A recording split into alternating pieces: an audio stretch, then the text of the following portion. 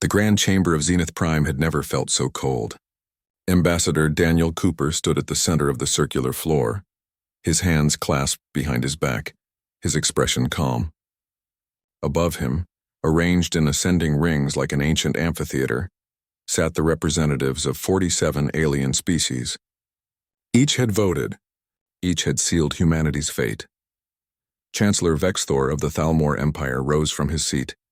He was a tall being, his skin the color of deep purple twilight, his four eyes gleaming with what Daniel had learned to recognize as satisfaction. The Chancellor's voice boomed through the chamber, amplified by technology and his own natural resonance. The Galactic Council has reached its decision, Vexthor announced. Humanity, despite being welcomed into this ancient body only 3 generations ago, has demonstrated patterns of behavior that threaten the stability of our collective civilization. Daniel did not move. He had expected this. The signs had been there for months. The closed-door meetings. The whispered conversations that stopped when humans entered the room. The sudden coolness from species that had once called themselves friends. The charges are as follows, Vexthor continued, reading from a holographic display that floated before him. Aggressive territorial expansion, unauthorized technological development, formation of independent alliances without council approval, and most concerning, the exhibition of unpredictable and potentially dangerous curiosity in matters best left to elder races. A murmur rippled through the chamber. Some species shifted uncomfortably in their seats. Others nodded in agreement. Daniel noticed that Ambassador Kate Sullivan of the Palaxian Union had her head bowed. Her small frame hunched as if carrying a great weight. Therefore, Vexthor said, his voice rising, humanity is hereby restricted from 70% of known space. All existing human colonies beyond designated zones must be evacuated within 2 standard years. Humanity is forbidden from establishing new colonies without explicit council permission, which will be granted only after thorough review periods lasting no less than 50 years. Furthermore, all human military designs, technological patents, and scientific discoveries must be submitted to the Council for approval before implementation. The chamber fell silent. Daniel felt the weight of countless eyes upon him. Some looked triumphant. Others appeared uncomfortable, even guilty. A few seemed genuinely sorry, but none had voted against the measure. Not one. Salvine, the Kryn diplomat whose silver scales caught the light like knives, leaned forward. Her voice was smooth, almost kind. Ambassador Cooper, the Council understands this may seem harsh, but surely you can see we act for the greater good. Your species is young, passionate, and reckless. In time, perhaps centuries from now, humanity will mature. Until then, these restrictions serve to protect not only the established order, but humanity itself. Daniel finally moved. He took a single step forward and looked up at the assembled council. When he spoke, his voice was steady, neither angry nor pleading. It was simply neutral. We understand the council's position perfectly, he said. Vexthor blinked, caught off guard by the brevity. You do not wish to mount a defense? To argue your case? What would be the point? Daniel asked. 47 species have voted. The decision is made. We understand exactly what you think of humanity. Something in his tone made several council members shift uneasily. The Palaxian ambassador Kate looked up at him, her large eyes filled with sorrow. She had argued against the measure, Daniel knew, but she had been alone and her species was small and powerless. She had voted with the majority in the end as her government had instructed. Then you accept the council's judgment? Vexthor asked, and Daniel could hear the suspicion in his voice. We accept that the council has made its judgment, Daniel replied. I request a recess of 30 days to present this decision to Earth's government, and to allow us to prepare our compliance plan. The council members looked at each other. This was reasonable, expected. Vexthor nodded slowly. Granted. 30 days. We expect a formal response and a detailed evacuation timeline at that point. You will have it, Daniel said. He gave a small, precise bow, then turned and walked toward the exit. His footsteps echoed in the vast chamber. No one spoke until the doors closed behind him. In the corridor outside, Daniel walked with measured steps until he reached a private alcove. Only then did he allow his shoulders to slump slightly. He pulled out a small communication device, one that used human encryption protocols that no other species had managed to crack despite years of trying. He typed a single message. "They've made their choice. Initiate protocol exodus." The reply came within seconds. "Confirmed. The wheels are in motion." Daniel closed his eyes for a moment. When he opened them again, they were hard as steel. He had spent 15 years on Zenith Prime. 15 years building relationships, forging alliances, helping species overcome their differences. He had believed in the Council's mission. He had believed in unity, in cooperation, in a galaxy where species worked together for mutual benefit. But now he saw the truth. The Council did not want cooperation. They wanted hierarchy. They wanted humanity to bow, to accept a lesser place, to stop being so aggressively helpful, so persistently innovative, so inconveniently good at making friends with species the elder races preferred to ignore. He remembered a conversation from 6 months ago with Ambassador Kate over drinks in the station's observation lounge. She had been tipsy on Palaxian wine, sad and honest in a way diplomats rarely allowed themselves to be. "Do you know why they fear you?" she had asked, staring out at the stars. "It's not your weapons, though those frighten them. It's not your expansion, though that bothers them. It's that you treat us like equals. You came to my world and asked us what we needed, rather than telling us what you wanted. You learned our language instead of demanding we speak yours. You married our people, adopted our orphans, celebrated our festivals. That seems like it should be a good thing," Daniel had said.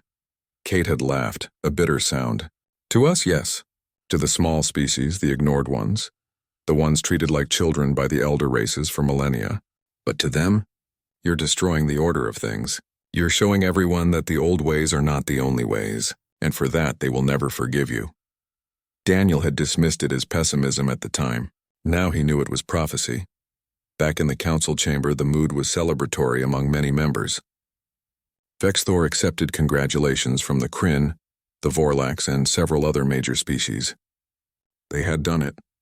They had put humanity in its place, but not everyone was celebrating. A young Thalmor aide named Jexal approached his senior colleague, a female named Rixta, who had served on the council for 60 years. "Did we do the right thing?" Jexal asked quietly. Rixta was watching the door through which Daniel had departed. "I don't know," she admitted. "But I know this. I have never seen a species accept such a judgment so calmly. Normally there is anger, threats, pleading. The humans did none of that."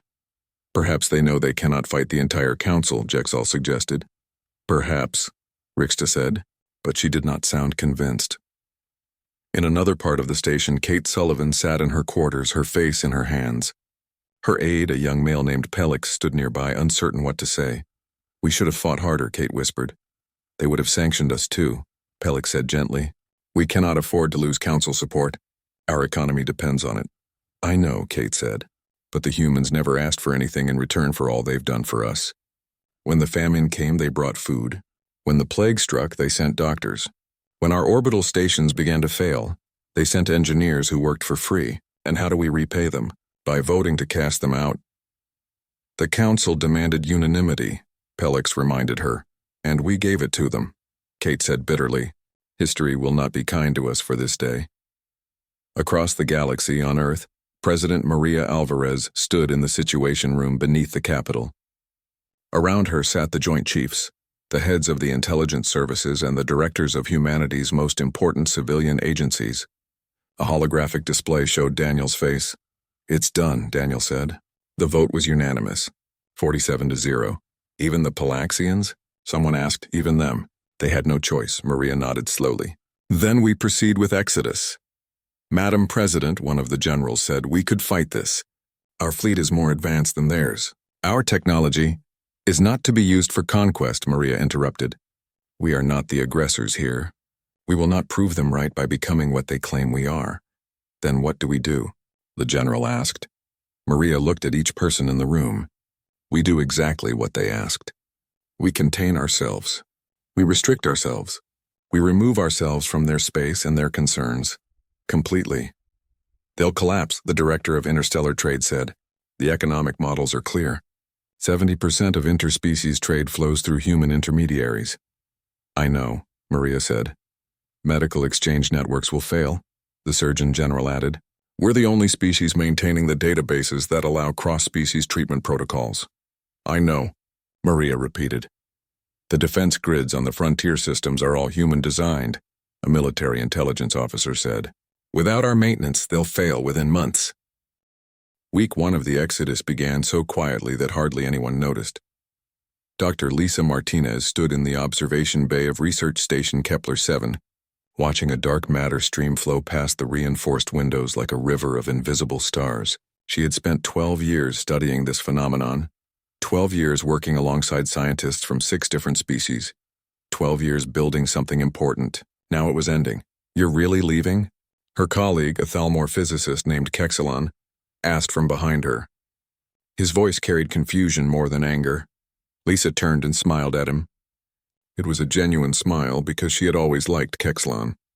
He was curious, brilliant, and kind. None of this was his fault. We've been reassigned, she said simply.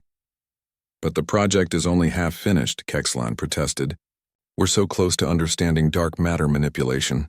Another 5 years and we could revolutionize propulsion technology. I know, Lisa said. She had already packed her personal belongings. Around the lab, her team of 16 human scientists were doing the same, quietly and efficiently. But sometimes projects end before they're complete.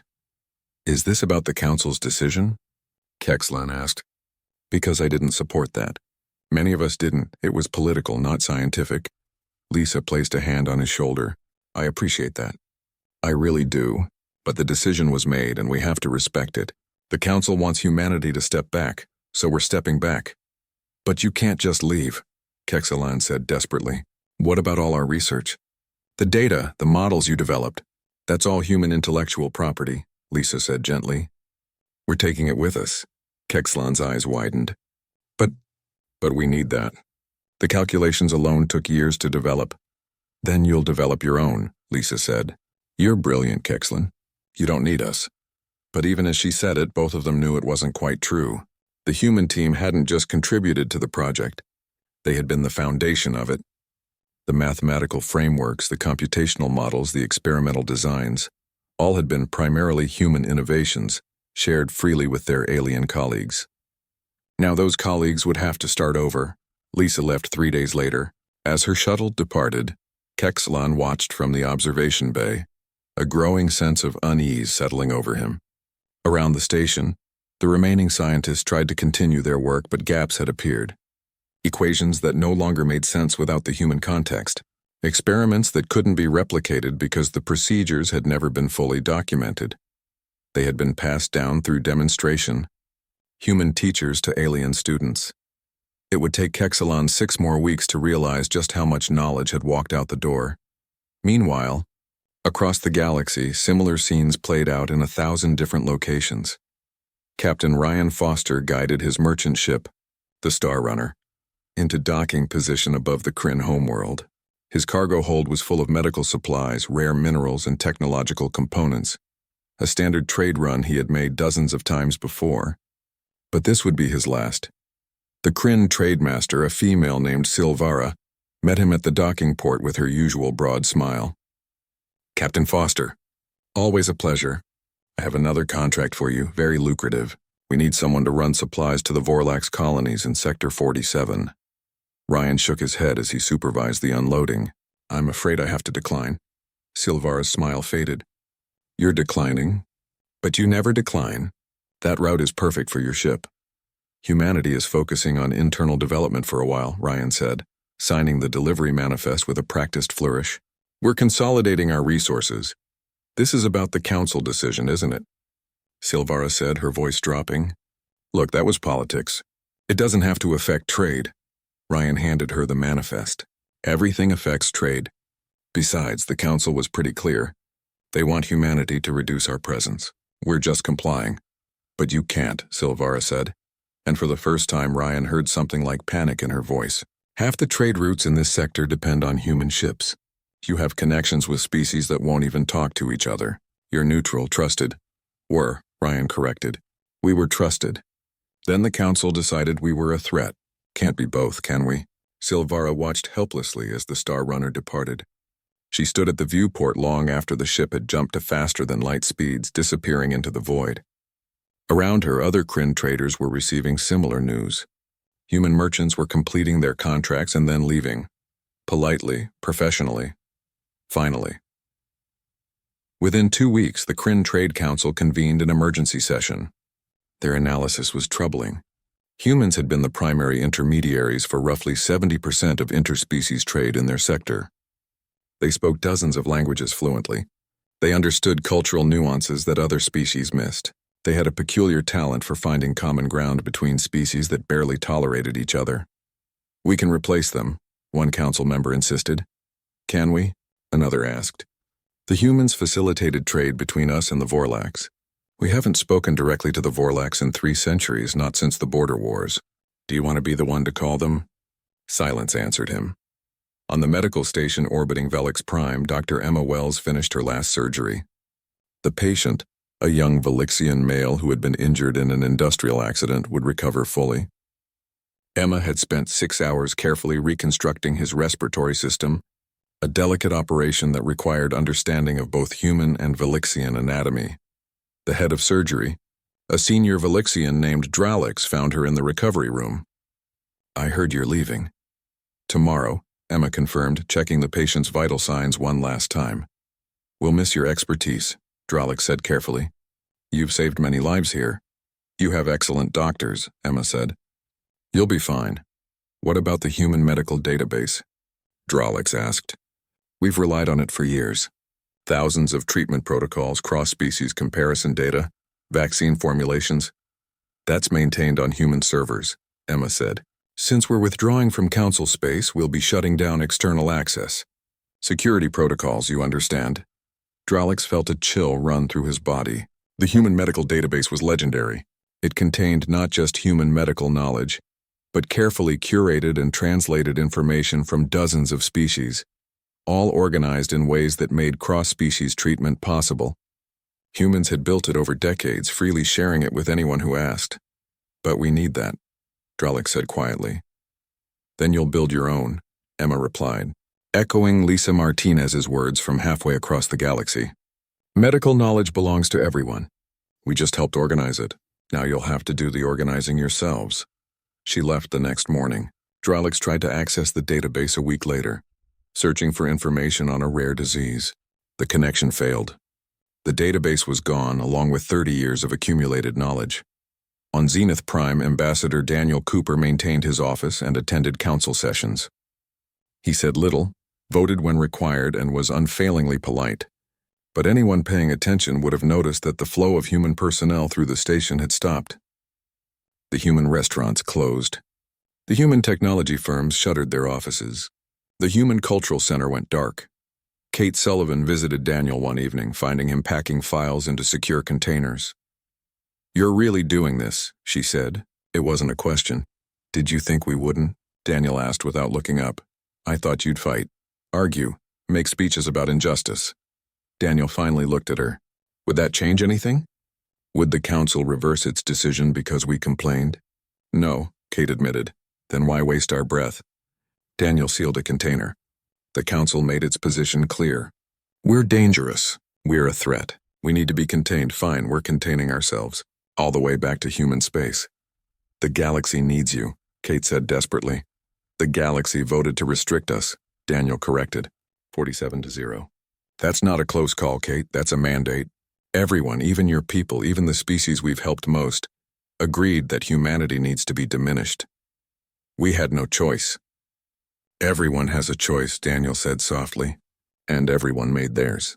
Kate left in tears. Daniel watched her go, feeling tired. He didn't enjoy this. He took no pleasure in what was coming.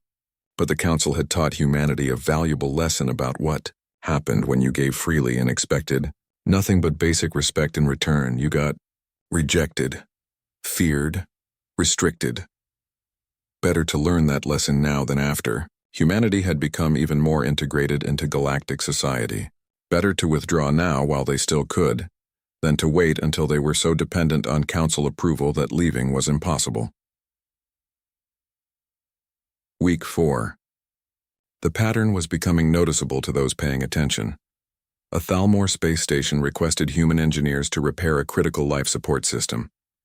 The human contractors completed the job, trained local engineers to maintain it, and then departed. When offered a long-term maintenance contract, they declined. A Vorlax colony world discovered a mineral deposit but lacked the expertise to mine it safely. They contacted a human mining company that had worked with them before. The company politely informed them that they were no longer operating in council space. A group of student ambassadors from a dozen species arrived at Harvard.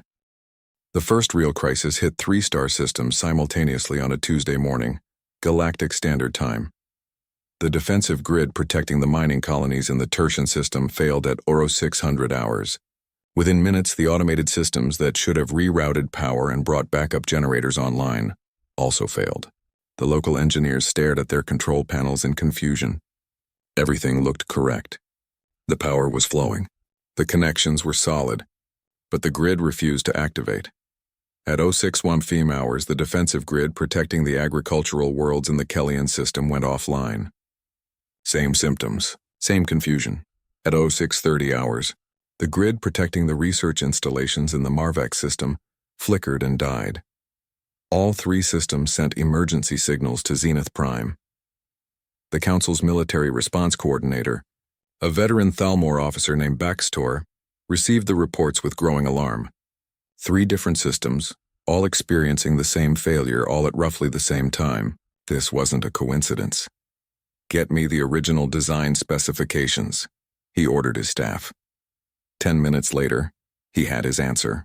All 3 defensive grids had been designed by human military engineers. All 3 had been maintained under contract by human technical teams. And all 3 human teams had departed within the last month, leaving behind trained local engineers and comprehensive maintenance manuals. Baxtor pulled up the maintenance logs. The human contractors had been thorough. They had documented everything. Every procedure, every diagnostic, every repair protocol. On paper, the local engineers should have been able to maintain the systems indefinitely. But something was wrong. Baxtor called the chief engineer at Tertian System. A young Thalmor male appeared on the screen looking exhausted and frustrated. "We've followed every procedure exactly," the engineer insisted. "The manuals are clear. We're doing everything right. But the system won't respond." "What about the diagnostic software?" Baxtor asked. "We run it. It says everything is optimal, but the grid stays offline." Baxtor felt a cold weight settle in his stomach. "Contact the human team that designed your grid." "Tell them it's an emergency." The engineer's face grew even more troubled. "We tried. They responded within an hour, very polite. They said that humanity no longer provides external military support, as requested by the Council. They suggested we consult the manuals." "Which don't work," Baxtor said flatly. "Which don't work," the engineer confirmed. Similar conversations were happening across all 3 systems. The human-designed grids weren't breaking down. They were simply beyond the capability of non-human engineers to maintain. The humans had designed them with layers of complexity that seemed simple when demonstrated, but proved impossible to replicate from documentation alone. There were intuitive leaps in the programming, creative solutions to problems that the manuals described but didn't explain. It was like trying to paint a masterpiece by following a numbered paint-by-numbers guide, when what you really needed was to understand art itself. By week 7, the defensive grid failures had spread to 6 more systems. Pirates, smugglers, and raiders, always alert to weakness, began probing the vulnerable colonies.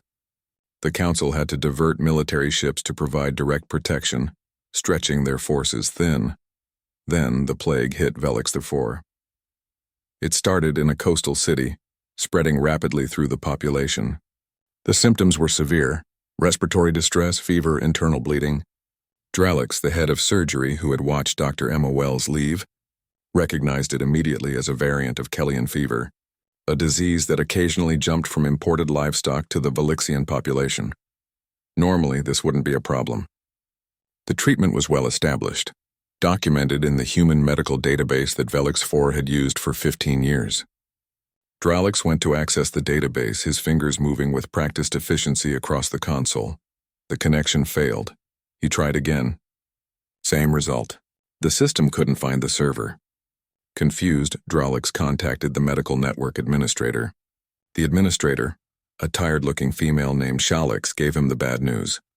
The human medical database went offline 3 weeks ago. All external access was terminated. But we need it, Dralik said, hearing the desperation in his own voice. We have an outbreak, I know. I'm sorry. I've tried contacting the human medical authorities. They responded that the database is proprietary human property and no longer available to non-human users. People are dying, Dralik shouted. I know, Shalix repeated helplessly. Dralik and his team worked frantically, trying to reconstruct the treatment protocols from memory and older Velixian medical texts. But Kellyan fever was rare, and this particular variant was one they had never seen before. The old treatments were only partially effective. People died who shouldn't have. Children, mostly, and the elderly. By the time the outbreak was contained, 600 Velixians had perished. It was a tragedy that would have been largely prevented if they had access to the database they had taken for granted for years.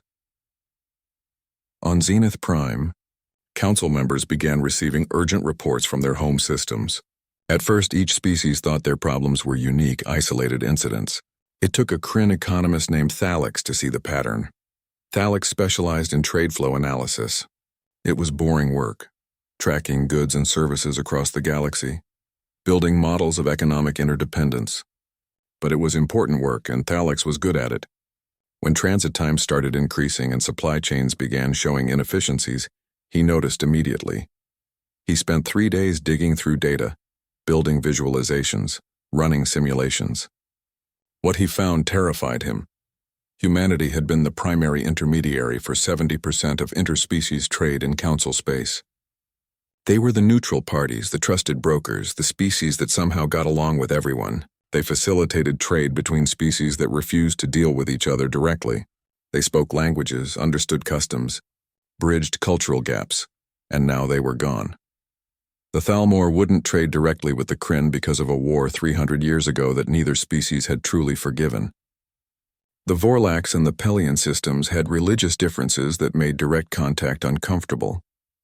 The smaller species lacked the resources to negotiate with the larger empires on equal footing. For decades, humans had solved these problems. A human trader would buy goods from the Thalmor, sell them to the Kryn, and everyone was happy. A human diplomat would mediate between the Vorlax and the Pelians, helping them find common ground. A human trade mission would help smaller species form cooperatives that gave them negotiating power. Now all of that was gone. Species that had grown used to seamless trade found themselves isolated. Resentments that had been buried under human-facilitated cooperation began to resurface. The economy wasn't collapsing, not yet, but it was contracting rapidly.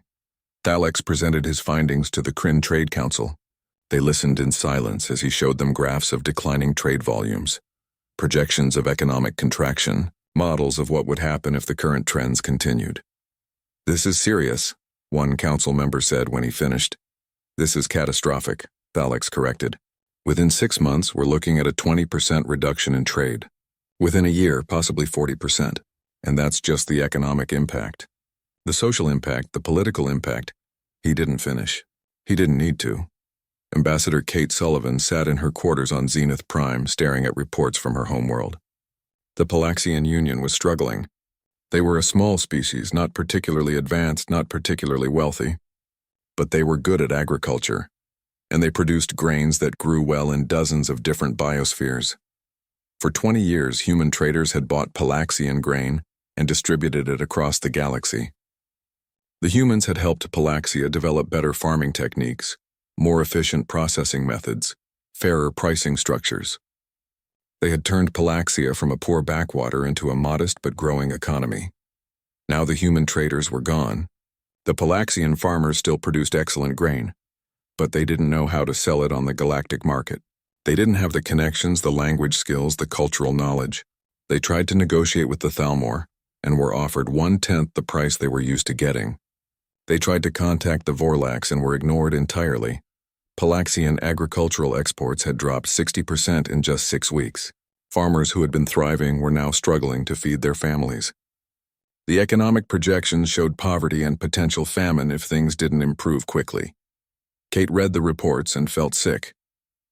Her people had voted to restrict humanity, and now her people were paying the price. She went to Daniel's office even though she knew what she would find. It was empty as it had been for 2 weeks.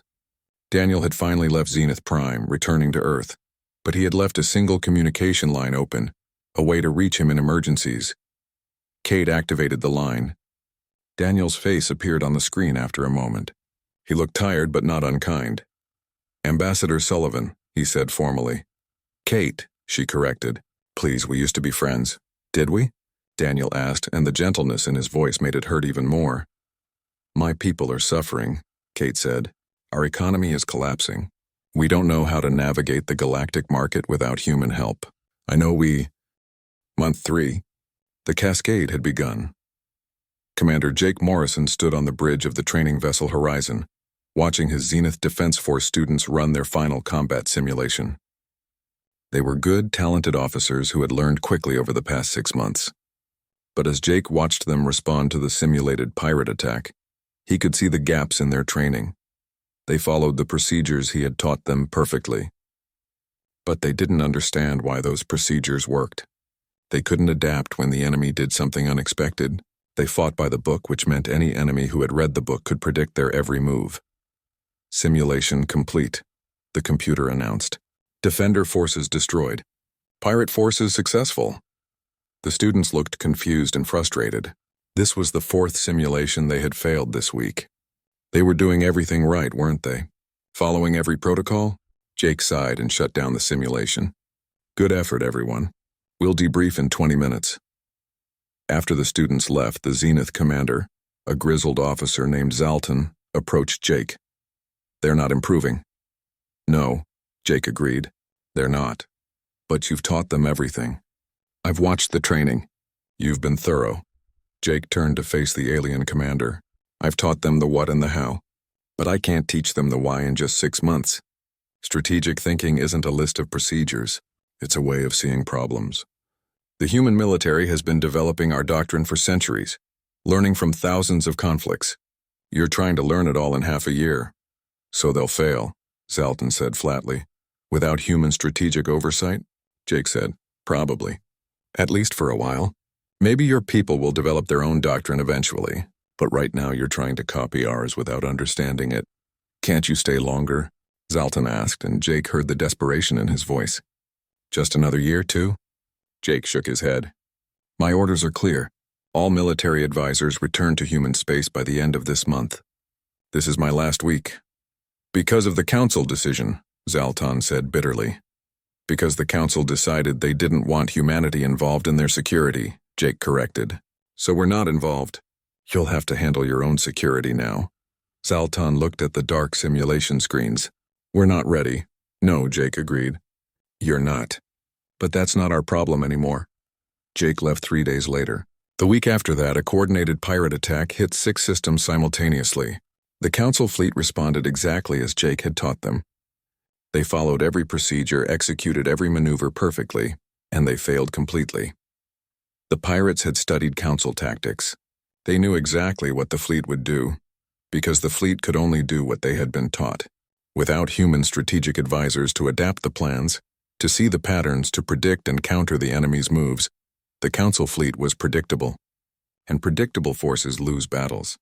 The pirates escaped with millions in stolen goods and dozens of captured ships. Only 2 pirate vessels were destroyed. It was a humiliating defeat for the Council military, and word spread quickly. The Council's borders, once secure under human-advised defense, were now vulnerable. The economic situation grew worse by the day. Salvine of the Kryn Trade Council sat in her office, staring at reports that made her want to scream. Trade volumes had dropped 45%.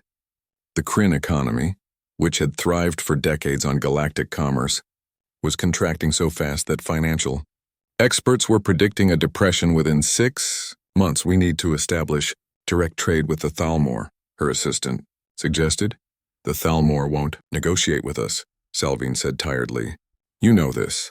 300 years of bad blood doesn't disappear just because the humans left. Then the Vorlax, religious incompatibility. They consider our species unclean. They'll only trade through intermediaries." "Which were always humans," the assistant finished. "Which were always humans," Salvine confirmed. She had tried everything. She had sent trade delegations to a dozen species. Some refused to meet with her at all. Others offered prices so insulting they had to know the Kryn would never accept. Without humans to facilitate, to find common ground, to convince species to work together despite their differences, the old grudges and prejudices had resurfaced immediately. It wasn't just the Kryn. Every species was struggling. The small ones, like the Palaxians, were suffering even more. The large ones, like the Thalmor and Vorlax, were insulated by their size and power. But even they were feeling the economic contraction. A galaxy that had been prosperous and interconnected was fracturing into isolated, suspicious groups. And the economy was collapsing as a result. On Velix 4, Dr. Drawley stood in a hospital room, looking down at a patient he couldn't save. The patient, a middle-aged male, had a rare genetic disorder that Drawlix had never encountered before. Normally, he would have consulted the human medical database, searched through records of similar cases from dozens of species, found a treatment protocol that had worked for someone somewhere, but the database was gone. Drawlix and his team had tried everything they could think of. They had consulted every Velixian medical text. They had reached out to other species' medical facilities. Some had responded with suggestions, but the information was fragmented, incomplete, impossible to integrate without the human framework that had organized it all. The patient died that afternoon. He was the 41st person Drawlix had lost to treatable conditions in the 3 months since the human medical database went offline. 41 people who would have lived if humanity hadn't withdrawn. Drawlix went home that night and drank himself into unconsciousness. It didn't help. He still saw their faces when he closed his eyes. The research facilities were failing too. Back at Research Station Kepler 7, Kexlan and his team had been trying to continue their dark matter studies. They had the equipment.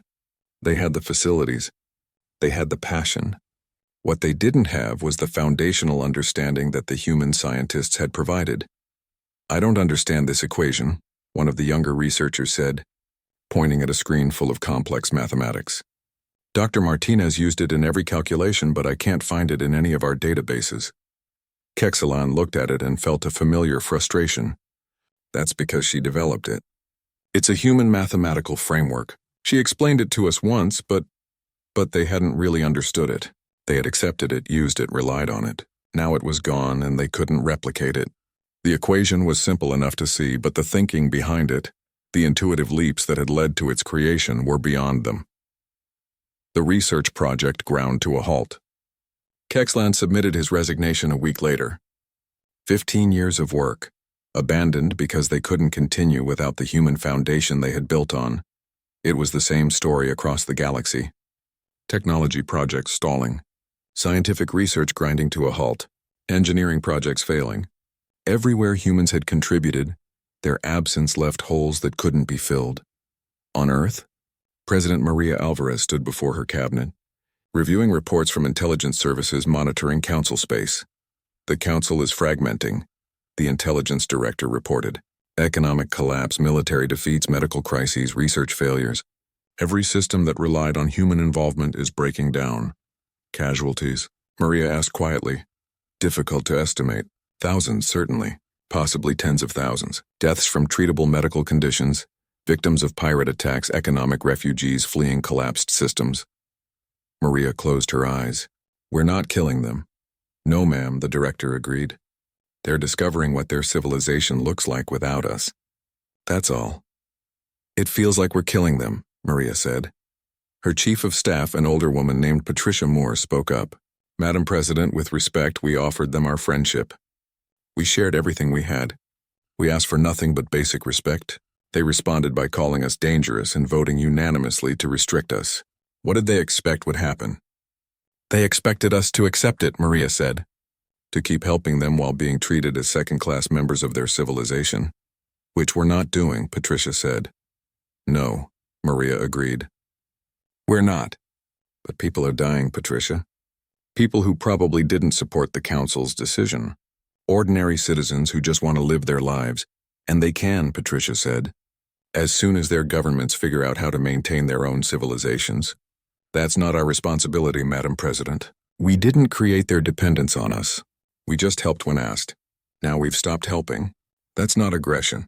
That's just boundary setting." Maria nodded slowly. She knew Patricia was right. but it still hurt to watch. On Zenith Prime, the emergency council session was tense and chaotic. Vexthor stood at the center, trying to maintain order as 47 species all tried to speak at once.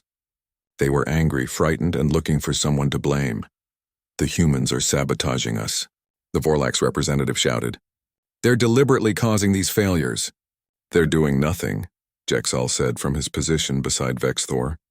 "That's the problem. They're doing nothing at all and everything is falling apart." "They must return," another representative insisted. "The council must demand it." "On what authority?" Kate Sullivan asked. She stood with a group of... The word hung in the air like a death sentence. "No," Daniel repeated, his voice calm but firm. "Humanity will not return to council space under the current structure." Vexthor felt something break inside him. Around the council chamber, species representatives reacted with shock, anger, desperation. Some shouted. Others sat in stunned silence. A few began quietly weeping. "We apologized," Vexthor said. "What more do you want?" "Chancellor," Daniel said, and his voice was gentler now, almost kind. "Humanity learned a valuable lesson from the council. We learned that gifts given freely can become chains if the recipients take them for granted. We also learned our own worth, something we had forgotten while trying so hard to fit into your galactic community." "So this is revenge," Salvine spat. "No," Daniel corrected. "This is consequence. You made a choice. You chose to see us as a threat rather than as partners. You voted unanimously to restrict us, to diminish us, to put us in our place. We're simply allowing you to experience the reality of that choice. People are dying," Vexthor said quietly. "I know," Daniel replied, and there was genuine sadness in his voice. "That's not something we celebrate. But it's also not something we caused. You built a civilization on foundations you didn't even realize existed. We were those foundations. And you kicked us out. What's happening now is you discovering how to stand on your own." "We can't," Vexthor admitted. The words cost him everything. "Not without help. Not without you." Daniel was quiet for a moment. When he spoke, his words were measured, careful. "The council as it exists is built on hierarchy. Old empires dominating younger species. Power and influence distributed according to age and military might. Humanity doesn't fit in that structure because we refuse to accept it. We see species as partners, not as superiors or inferiors. That's what frightened you. That's what you voted to suppress. And what are you saying?" Vexthor asked. "I'm saying that if the council wants a relationship with humanity, it needs to be a real relationship between equals. Not the council graciously allowing humanity back in as second-class members. Not humanity begging for acceptance. A genuine partnership where all species have equal voice and equal value. You're asking us to restructure the entire council," Jexal said from beside Vexthor. "I'm saying that's what it would take for humanity to consider returning," Daniel clarified. "Whether you do that or not is entirely up to you. But we won't come back to prop up systems that don't value our presence. We won't return to help people who see us as a threat. We're done with that." The transmission ended. Vexthor stood in the silent chamber, feeling the weight of countless eyes upon him. The council had a choice now. They could cling to their old ways and watch their civilization crumble, or they could change, truly change, and maybe, possibly, earn back what they had thrown away. 6 months after humanity's complete withdrawal, the Galactic Council was unrecognizable. 17 systems had descended into armed conflict. Old grudges, suppressed for generations by human diplomacy, had exploded into open warfare. The Kryn and Thalmor were fighting a border war that neither could win, but neither could afford to lose. Smaller species caught between them suffered the most. The economy had contracted by 60%. Entire industries had collapsed. Unemployment was rampant. Poverty spread like a plague across worlds that had been prosperous just months before. The medical situation was catastrophic. Without the human medical database, without human doctors and researchers to share knowledge across species boundaries, medical care had regressed decades. Diseases that had been easily treatable were killing thousands. New plagues emerged and spread unchecked because no one knew how to coordinate a multi-species response. Research across the galaxy had stalled or stopped entirely. Scientists discovered that they had been building on human mathematical frameworks they didn't fully understand, using human methodologies they couldn't replicate. Decades of progress threatened to be lost. But the worst damage was social. The unity that had held the council together, fragile as it was, had shattered. Species blamed each other for the disaster. Old prejudices resurfaced. The dream of a united galactic civilization seemed more distant than ever. Kate Sullivan stood in what had once been the council chamber. Now it was mostly empty. 23 species had formally withdrawn from the council, forming their own coalition. They called themselves the Free Species Alliance. They were small, weak, and struggling, but they were free of the empire system that had dominated them for so long. Kate had been elected their leader. It was a position she hadn't wanted but couldn't refuse. Her people needed her. All the small species needed someone to stand up for them. Ambassador Sullivan, a young aide, said, approaching her nervously. "We've received a message from Earth." Kate's heart jumped. From the human government? From Minister Cooper, specifically. He requests a meeting. Kate read the message, hope and fear warring in her chest. Daniel wanted to meet, but not on Zenith Prime. He suggested a neutral location, a small station in the border region between human and Free Species Alliance space. Kate agreed immediately. 3 days later, Kate sat across from Daniel in a simple meeting room. He looked older, she thought. The stress of the past months had aged him, but his eyes were still sharp, still kind. "Thank you for coming," Kate said. "Thank you for inviting me," Daniel replied. "I've been watching what your alliance is doing. It's impressive." "We're barely surviving," Kate admitted. "Without the council's resources, without human help, we're struggling. But we're trying. We're learning." "I know," Daniel said. "That's why I wanted to meet. Humanity has been watching the situation in council space. We're not happy about the suffering. We're not celebrating. But we also won't return to the old system. The council is falling apart," Kate said. "Vexthor is trying to reform it, but the old empires won't let go of their power. The Thalmor, the Kryn, the Vorlax, they still think they can return to the old ways if they just wait long enough." "They can't," Daniel said. "The old ways are dead. They just don't know it yet." Kate leaned forward. "What if there was a new way? What if the small species, the ones your people always treated as equals, what if we built something different? Not a hierarchy, but a true alliance." Daniel studied her carefully. "What are you proposing?" "Partnership," Kate said. "Between humanity and the Free Species Alliance. Trade agreements, knowledge exchange, mutual defense. We don't have the resources the old council had, but we have something more valuable. We have respect for each other. We understand that cooperation requires equality. Your species voted to restrict humanity," Daniel reminded her gently. "I know," Kate said, and tears filled her eyes.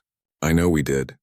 We were cowards. We were frightened of the council's power, and we chose survival over friendship. Can't take that back. I can't undo that betrayal. But I can promise you this. If you give us another chance, we won't make the same mistake again." Daniel was quiet for a long time. Kate held her breath, waiting. "I need to consult with my government," Daniel finally said. "This isn't a decision I can make alone." "I understand," Kate said. "But Kate," Daniel added, and his voice was warm now, almost like the friend she remembered. "For what it's worth, I think it's a good idea. The Free Species Alliance represents exactly the kind of cooperation humanity always believed in. Equal partners working together for mutual benefit. That's worth considering." 2 weeks later, President Maria Alvarez announced a historic agreement. Humanity would establish formal relations with the Free Species Alliance. Not as members, not as superiors, but as partners. They would share technology, knowledge, and resources. They would provide medical assistance and educational exchanges. They would help the Alliance build the structures it needed to stand on its own, but they would not return to the Council. That door, Maria made clear, was closed. The Council had made its choice and humanity had made theirs. The announcement sent shockwaves through Council space. The old empires were outraged. The Thalmor threatened sanctions. The Kryn declared it a hostile act. The Vorlax called it treason against galactic civilization. But the threats rang hollow. The Council could barely maintain its own systems, let alone project power against humanity and its new allies. And slowly, painfully, other species began to notice. The Free Species Alliance, working with humanity, started to recover. Their economy stabilized. Their medical systems improved. Their defensive capabilities strengthened. They weren't as powerful as the old council, but they were growing. And more importantly, They were united in ways the Council had never been. More species began withdrawing from the Council and petitioning to join the Alliance. The Council tried to stop them, but what could they do? Species that had been oppressed for centuries saw a better option and took it. 1 year after humanity's departure, Chancellor Vexthor sat alone in his office. The Grand Council chamber was mostly empty these days. Only 18 species remained, down from 47. The Thalmor Empire was bankrupt. The Kryn were in the middle of a civil war. The Vorlax had retreated to their homeworld, isolated and bitter. Jexal entered quietly. "Chancellor, we've received another message from Earth." Vexthor looked up tiredly. "Let me guess. They're rejecting our latest proposal." "Actually, no," Jexal said, and there was something like hope in his voice. "Minister Cooper is offering a meeting. He says humanity is willing to disk,